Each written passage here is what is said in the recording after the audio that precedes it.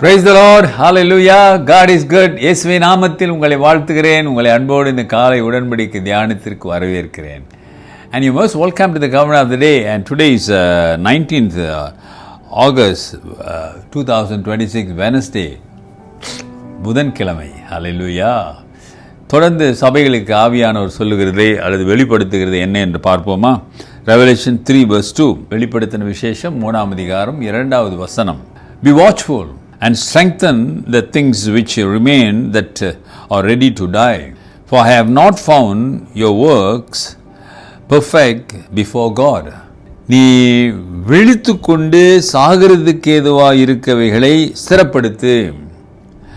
உன் கிரியைகள் தேவனுக்கு முன் நிறைவுள்ளவர்களாக நான் காணவில்லை. தேவதூதன் சொல்றாரு, ஆண்டவர் பேசுகிறதை யோவான் கேட்டு எழுதுகிறார். பார்த்து கேட்டு இஸ் அ ரெவலேஷன். என்ன ரெவலேஷன்? அருமையானவர்களே, நீ சாக வேண்டியவர்கள் கர்த்தருக்கு விரோதமான காரியங்களை செய்கிறீங்க, விசுவாசம் இல்லாமல் இருக்கிறீங்க, அந்நிய காரியங்களிலே ஈடுபட்டு பரிசுத்தம் இல்லாமல் இருக்கிறீங்க. இப்போ என்ன சொல்கிறார்? விழித்து கொண்டு சாகிறதுக்கு ஏதுவாக இருக்கவளை ஸ்திரப்படுத்து. எது பாவமாக இருக்கிறதோ, எது கர்த்தருக்கு விருப்பமில்லாதா இருக்கிறதோ அவையெல்லாம் விட்டுவிடு, மனம் திரும்பு. அவர் உன்னை நேசிப்பதனாலே மனம் திரும்பு. சபையே, கர்த்தருடைய பிள்ளையே என்று அழைக்கிறார். You always call, repent, you are my children, you are my child. You need to change your life, repent, you must think, search. ஸ்திரப்படுத்து. இல்லை என்றால் நீ சாவுக்குரியவன், மரணத்துக்குரியவன், அப்படி என்றால் நரகத்துக்குரியவன். ஏசாமி எந்த நேரத்தில் வந்து உன்னை நியாயம் தீர்க்கார் வருவார் என்பதை மறந்து விடாதே, ஆயத்தப்படு. ஆகவே கர்த்தருக்கு விருப்பமில்லாததை எல்லாம் விட்டுடு. உன் கிரியைகள் தேவனுக்கு முன் நிறைவுள்ளவைகளாக நான் காணவில்லை.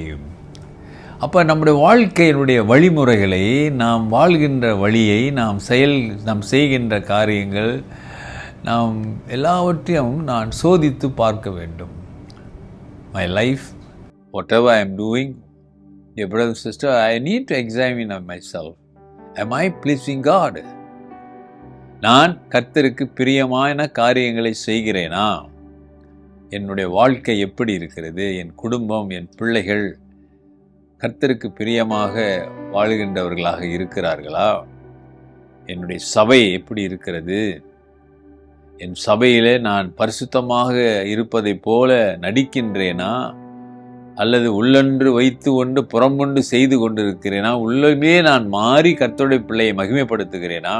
ஏன்னா வசனம் அப்படி தான் சொல்லுது பாருங்களேன். நானே சொல்கிறேன், கடைசி நாட்களிலே ஆண்டவர் வந்து உலகத்தை நியாயம் தீர்ப்பார். அந்த நியாய தீர்ப்பு சமயத்தில் சபைகளும் கிறிஸ்தவர்களும் எப்படி இருப்பார்கள் என்று வெளிப்படுத்துகிறார் ஆண்டவர். அதுதான் ரெவலேஷன்.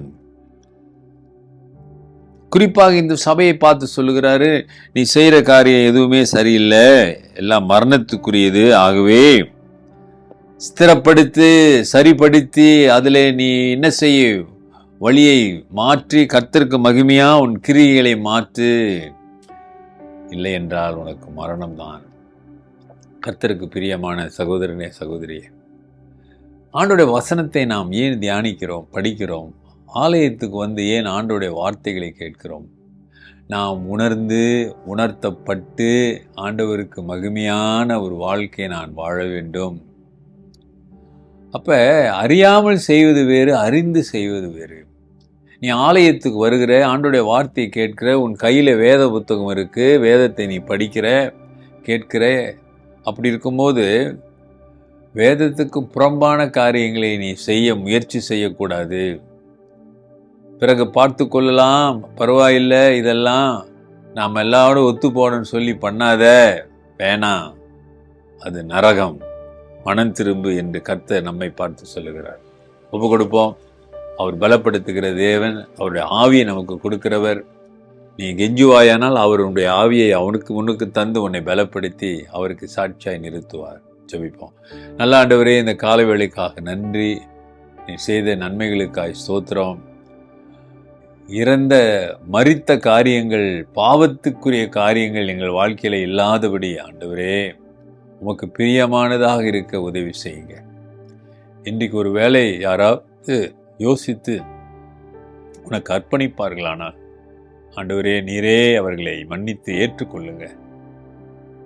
புது பலத்தால் உடைய பிள்ளைகளை நிரப்புங்க. If anyone's come to your presence, Lord, and surrendering and confessing, Lord, let your blessing upon them, forgive them, and bless them and anointed them in your spirit. நன்றி ஆண்டவரே, ஒரு அற்புதம் செய்யுங்க. இயேசுவின் நாமத்தில் பிதாவே, ஆமேன். நமது ஆண்டவராகிய இயேசுவுடைய கிருபை, பிதாவின் அன்பு, பரிசுத்தாவின் ஐக்கியம் உங்களோடு இருந்து உங்களை ஆசீர்வதித்து காப்பதாக.